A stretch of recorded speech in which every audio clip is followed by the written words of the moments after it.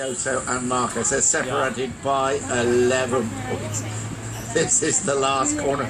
Said I knew he was coming, and he did come big style, didn't he? Well, I'm sorry, that's as good as it gets. The two top riders in the world slugging it out all the way down to the final corner. It does not get any better than that. The appropriately named victory corner was where it was decided.